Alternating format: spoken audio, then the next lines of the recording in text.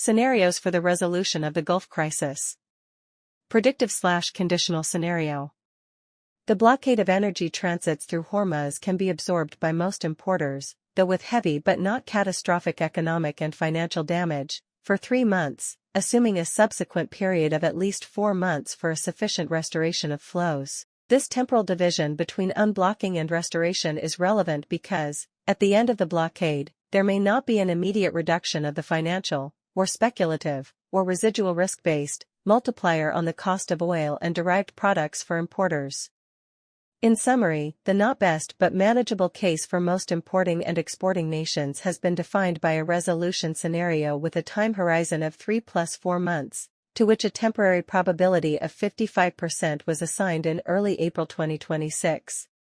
The best case, defined as the unblocking of Hormuz within a few weeks, has been considered less likely, 25%, though not excluded, since the condition of victory for the Iranian regime is simply to remain standing and negotiate a compromise with America in which it maintains a deterrent potential over flows through Hormuz itself, that is, a gatekeeping capacity that would serve as a selective instrument to keep friendly allies such as China and to force nations in need into a de facto divergence from America. Furthermore, to obtain a compromise that preserves the regime and halts destruction, Iran may pretend a change of the regime itself without actually doing so, allowing America, facing difficulties in deploying ground invasion forces, to declare victory without having achieved it. Such a situation would leave a degree of uncertainty incompatible with the requirement to avoid the worst-case scenario for a certain mass of oil importers and, above all, for the Sunni Arab producers of the Gulf. At present this probability stands at 20%. Strategic scenario.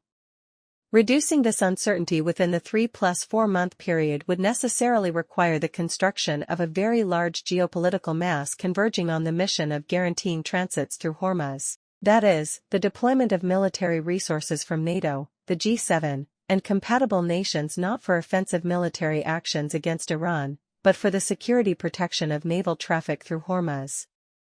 The technical time needed to activate such protection is about 3 months, assuming military resources already integrated through interoperability codes of both NATO and the United States with nations of the Pacific and the Arabian Peninsula. This hypothesis is under evaluation by around 40 nations that participated in the recent summit on the matter organized by London. In many of them, analyses of irreducible risk prevail, along with problems of harmonizing the non-offensive security function with the Israeli-American war effort.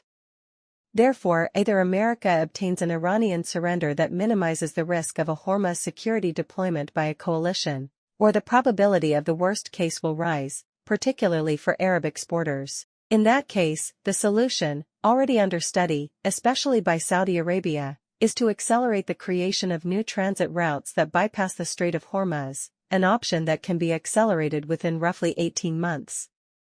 But while this new solution is rational and promises economic stability in the medium-term scenario, 3 years, it imposes prolonged emergency measures on European importers. Within the EU, the prevailing consensus is against operational convergence with America, but simplifying the scenario to avoid spirals of increasing damage requires a renewed Euro-American and G7+ compatible nations convergence, also to prevent Washington, if in difficulty, from seeking help from Beijing, which would create compressive damage for the EU and for Ukrainian resistance. Updates to follow.